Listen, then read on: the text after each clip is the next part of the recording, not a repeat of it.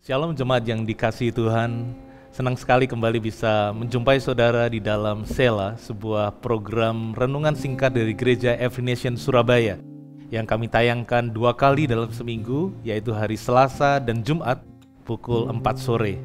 Sela artinya jeda, dan itu dimaksudkan untuk kita masing-masing bisa memberikan jeda sebentar, berhenti sejenak dari setiap aktivitas kesibukan kita untuk kita datang kepada Tuhan, menyembah Dia, dan juga mendengarkan apa yang Tuhan mau berbicara kepada kita. Saya menghargai setiap saudara yang bersedia untuk memberikan waktu. Tuhan mengatakan Tuhan akan memberikan upah kepada setiap orang yang bersungguh-sungguh mencari Dia. Sebelum kita menyembah Tuhan, mari kita satukan hati di dalam doa. Bapa yang baik, kami datang kembali pada saat ini menghadap tahta kasih karunia-Mu, mengetahui bahwa Engkaulah sumber kekuatan kami, sumber segala hal yang kami perlukan dalam pergumulan hidup kami. Dan kami mau saat ini melepaskan hal-hal yang lain, menanggalkan hal-hal yang lain, dan kami memberikan hati pikiran kami kepadamu untuk menyembah dan mendengarkan apa yang Kau akan katakan kepada kami. Kami serahkan waktu ini Tuhan, untuk Tuhan bekerja di dalam setiap kehidupan kami. Di dalam nama Tuhan Yesus kami berdoa. Amin. Mari kita menyembah Tuhan, saudara.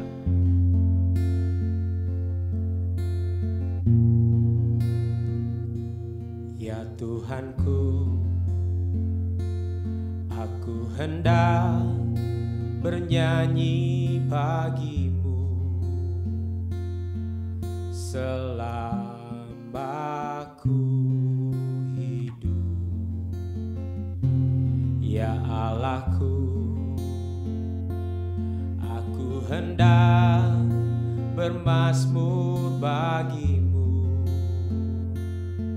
selagi ku ada. Inilah yang ku renungkan setiap waktu, nyanyian pujian dan pengagungan kepadamu.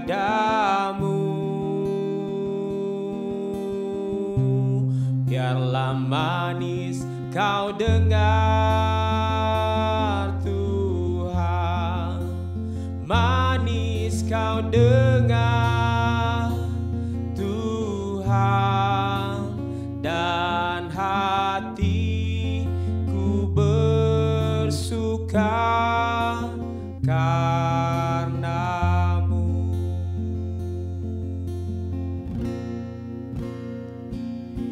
Ya Tuhanku, aku hendak bernyanyi bagimu selama ku hidup. Ya Allahku, aku hendak bermazmur bagimu selagi ku ada. Inilah yang ku renungkan setiap waktu, nyanyian pujian dan pengagungan kepadamu.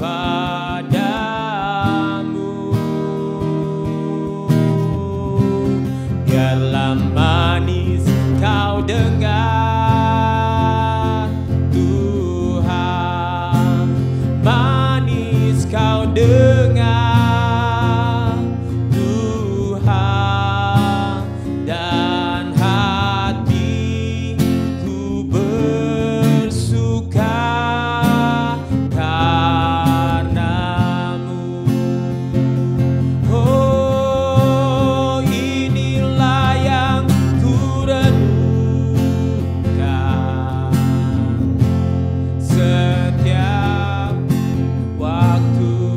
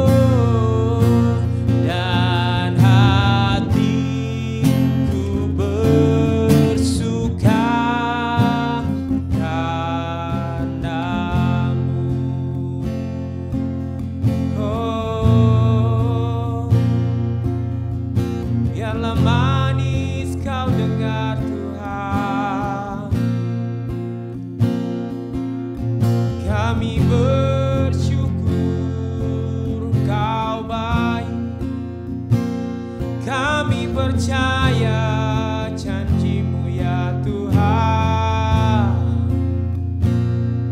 Aku percaya janji-Mu ya dan amin. Kasih-Mu setia di dalam hidupku. Aku percaya anugerah-Mu besar, lebih dari semua yang dapat ku minta.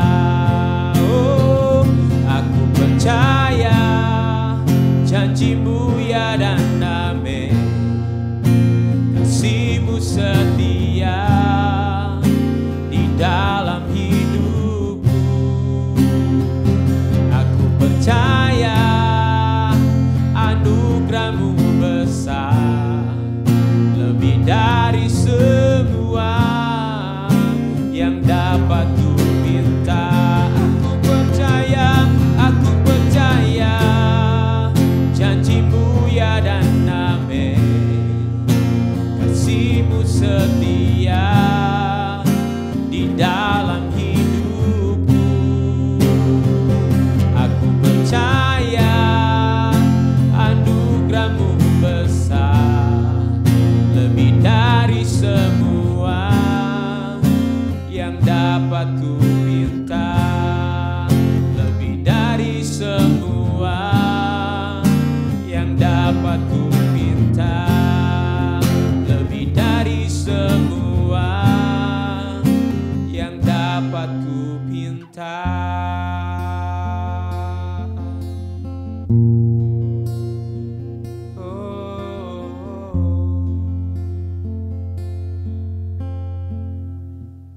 Salah satu hal baik yang kita dapat nikmati dalam masa pandemi ini adalah kualitas udara yang sangat bersih dibandingkan dengan waktu sebelum pandemi. Tentu saja karena banyak industri produksi yang dikurangi atau bahkan berhenti sama sekali, dan juga transportasi yang menurun drastis, membuat polusi sangat ditekan dibandingkan dengan waktu-waktu yang dulu. Saya baru 2 hari yang lalu sore-sore sepedaan dengan anak saya, dan kami menikmati langit sore Surabaya yang begitu biru, dan malamnya kami juga bisa menyaksikan bintang-bintang dengan sangat jelas.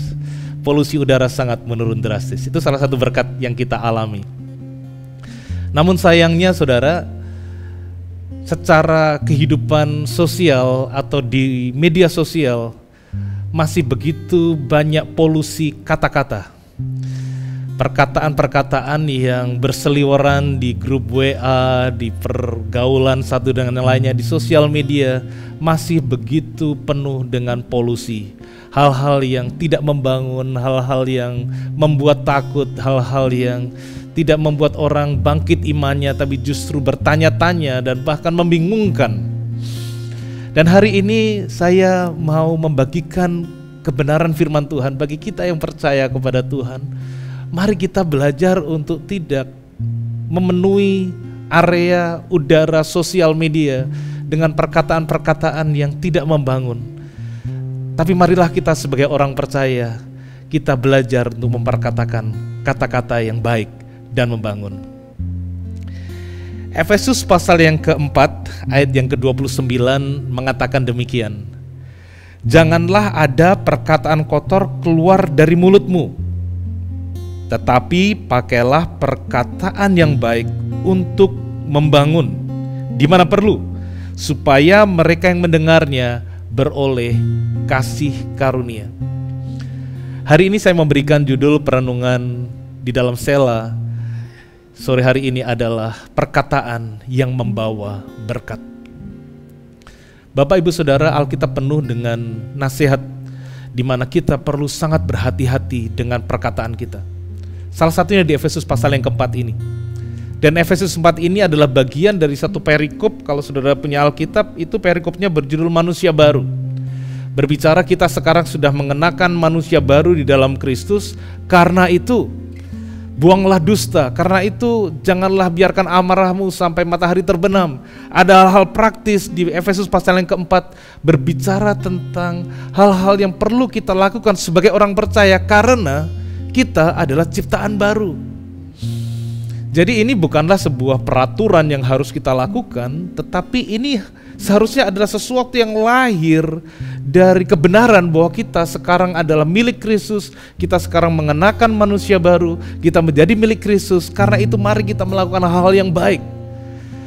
Dan salah satu hal yang baik yang dinasihatkan oleh Rasul Paulus di kitab Efesus ini adalah mari kita belajar berhati-hati dengan perkataan kita. Janganlah ada perkataan kotor yang keluar dari mulutmu. Salah satu terjemahan mengatakan kata-kata yang kotor itu kata-kata yang polluted, kata-kata yang bisa membuat polusi, membuat kehidupan kita dalam pergaulan satu dengan yang lainnya menjadi tidak sehat. Karena pernah ada kata-kata yang tidak seharusnya kita ucapkan. Sama seperti polusi udara. Itu karena ada hal-hal yang tidak seharusnya dikeluarkan dan membuat kehidupan kita menjadi tidak sehat. Bahkan dikatakan di sana, pakailah perkataan yang baik untuk membangun. Di Amsal dikatakan hidup dan mati dikuasai lidah. Di Amsal 18 ayat 21. Siapa suka menggemakannya akan memakan buahnya. Ini persis seperti hukum tabur tuai.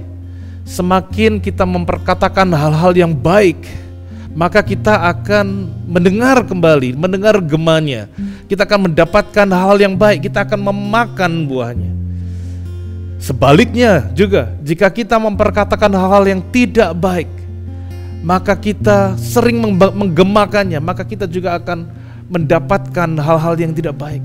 Hati-hati, hidup dan mati dikuasai lidah.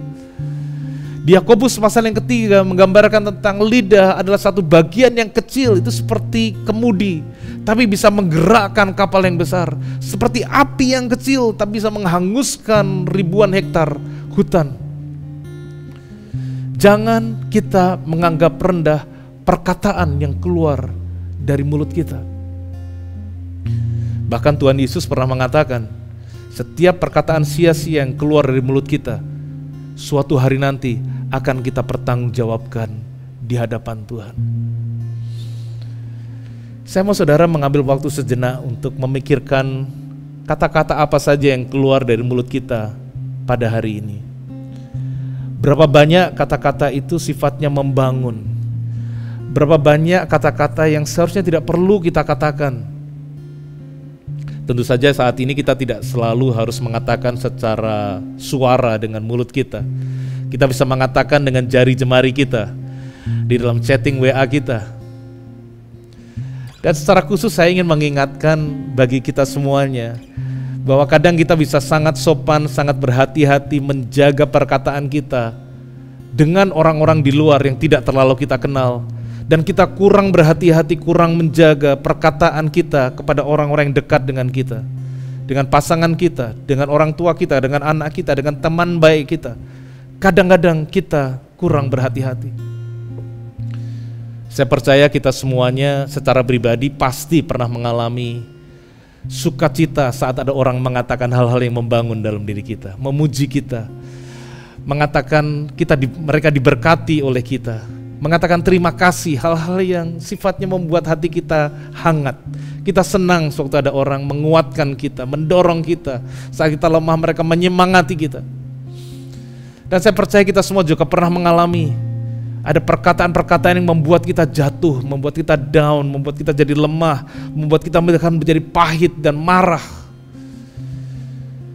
Saya pribadi juga sering, saudara, dan saya masih belajar untuk memperkatakan hal yang benar. Banyak sekali perkataan yang pernah keluar dari mulut saya yang sampai sekarang saya masih sesali. Dan saya katakan, aduh ngapain saya bicara seperti itu, bodoh sekali. Dan saudara tahu setiap kata yang keluar tidak bisa dicabut lagi. Saya harapkan perkataan yang keluar dari mulut saya seperti sewaktu saya mengetik di komputer, saya tinggal Ctrl Z atau undo dan itu seperti terhapus semuanya, tidak jadi dikatakan. Tapi perkataan yang keluar dari mulut kita tidak bisa diambil kembali, saudara.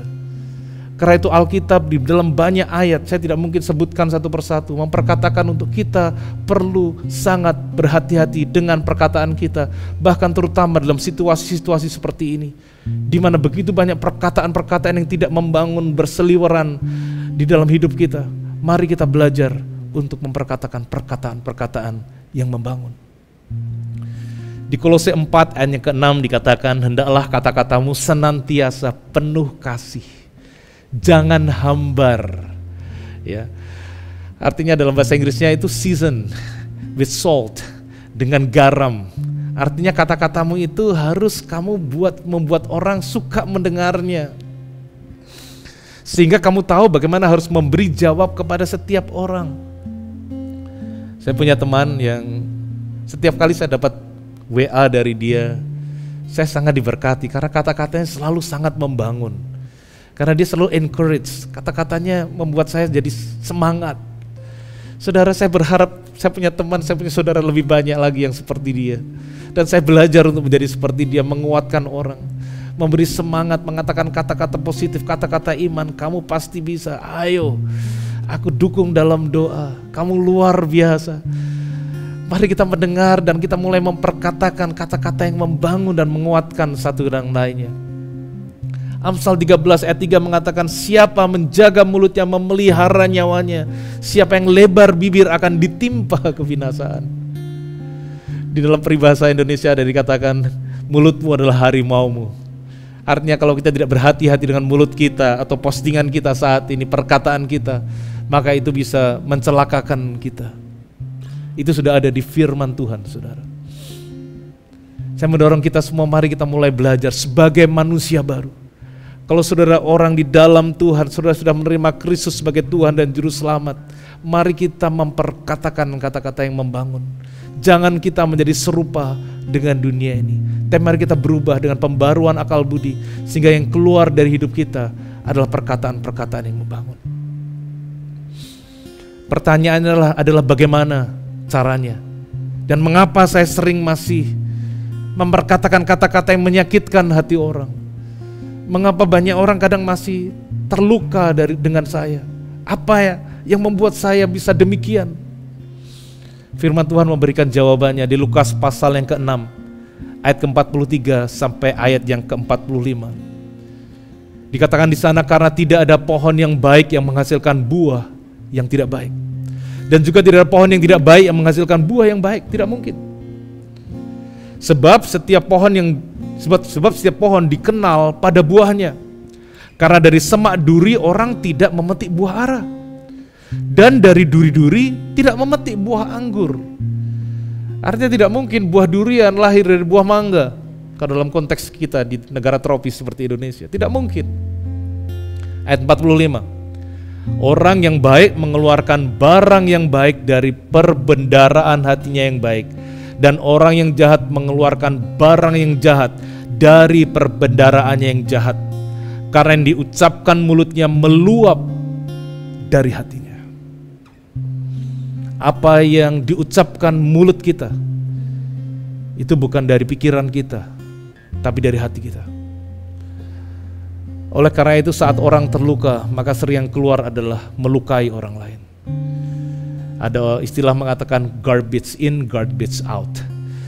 Sampah yang masuk, maka sampah itu yang keluar.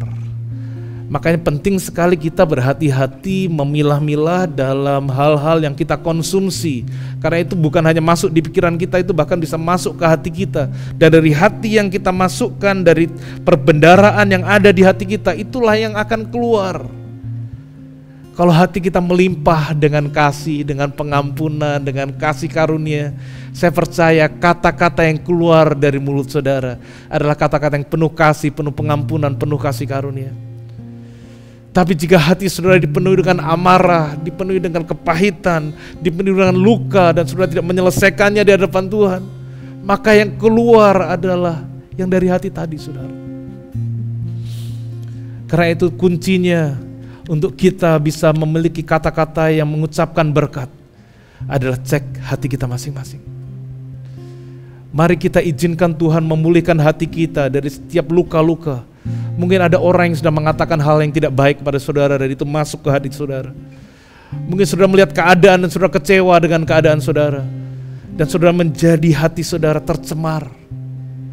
Hari ini izinkan saya berdoa buat saudara. Supaya hati saudara benar di hadapan Tuhan.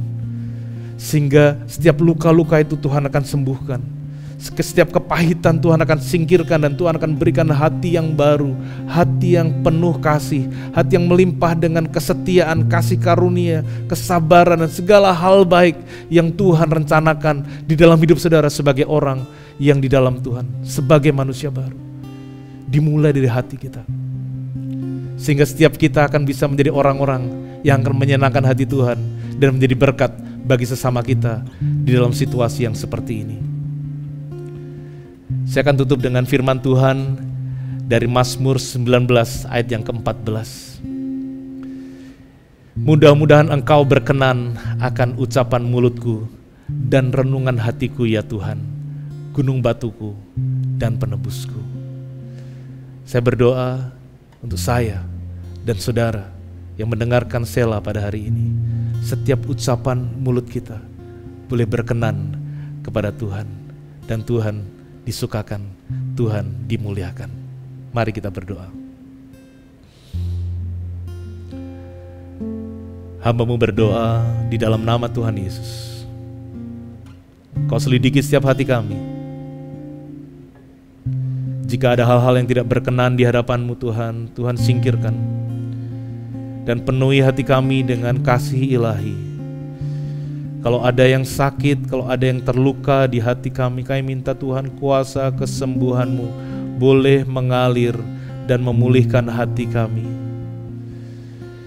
Kami rindu Tuhan dari hati yang benar ini, maka ucapan mulut kami akan menjadi ucapan-ucapan yang membangun dan membawa berkat dan memberikan kasih karunia kepada mereka yang mendengarnya. Secara khusus aku berdoa Tuhan untuk setiap kami yang mungkin sudah terluka hari-hari ini oleh perkataan orang-orang di sekeliling kami. Aku berdoa di dalam nama Tuhan Yesus, Kau sembuhkan hati mereka. Kau tolong mereka untuk mengalami pemulihan, ada hati yang penuh dengan pengampunan, mengetahui bahwa Kau telah terlebih dahulu mengampuni kami. Dan aku berdoa Kau menolong setiap kami, untuk kami bisa memperkatakan perkataan kami, menjadi perkataan yang membangun, terutama kepada orang-orang yang dekat dengan kami. Ampuni kami kalau selama ini kami kurang berhati-hati dengan perkataan kami, sehingga kami telah melukai orang-orang di sekeliling kami. Tuhan, kami minta ampun. Dan anugerah-Mu boleh juga memulihkan, menyembuhkan setiap kami, dan hubungan-hubungan kembali boleh dipulihkan, bahkan di waktu-waktu ini. Terima kasih Bapa. Biar renungan kami, biar perkataan mulut bibir kami boleh berkenan dan menyenangkan hati Tuhan, dan boleh menjadi berkat bagi orang-orang di sekeliling kami. Kami mengucap syukur, segala kemuliaan bagi Engkau. Di dalam nama Tuhan Yesus kami berdoa. Amin. Tuhan memberkati saudara.